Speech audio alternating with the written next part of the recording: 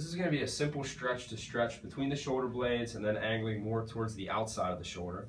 You can use a door handle, you can use a post, anything that's sturdy. Even the lip of the kitchen sink works pretty well. So holding this handle, I'm going to take my feet somewhat close to the surface that I'm holding on to. And I'm just going to start off by knees bent a little bit and leaning back.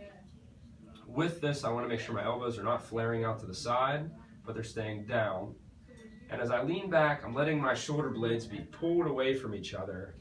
And as I do that, I'm not letting myself really drop down like this. I'm trying to keep my chest up a little bit high so I can feel that stretch and then bring my hips back up out of it. So I'll usually start people with the straight on, let your arms and hands be pulled away from you with your knees bent a little bit.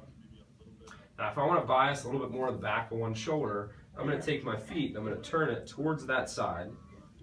And then same thing, my hips are going to sag away from this door, so now this arm is being pulled across my body, with the goal of seeing if I can feel somewhat of a stretch down through here or even along the shoulder blade without feeling any pain or pinching in the top of my shoulder. As I turn, so now I'm at more of a right angle to where this door is, and I lean away, same idea, I'm letting my hips just sag away from the door to see if I can feel light tension through here without any pain or pinching on the shoulder. If you do start to feel this, which you are a little bit more likely to feel if your shoulder's stiff, it's going to maybe pinch the top of your shoulder, you want to back off just shy to see if you can feel this without getting to the point where you feel that discomfort. An alternate position would be to go to something lower, like this table leg, any kind of post or railing. I'll show you with my left shoulder. And standing with this next to me, I can reach down and across. And I'm going to start off by just shifting my weight towards my outside leg. Same thing, trying to make sure the shoulder isn't hiked up, but stays a little bit down as I lean towards my outside foot. This gets me a little bit more into that thoracic rotation, a little bit down into my lat and further into my ribs.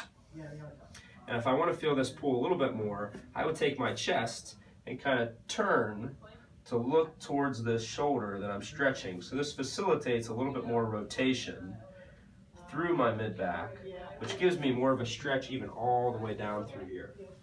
So once again, arm grabs a little bit low on a table leg or a post. I must use this hand as a little bit of a support to push away.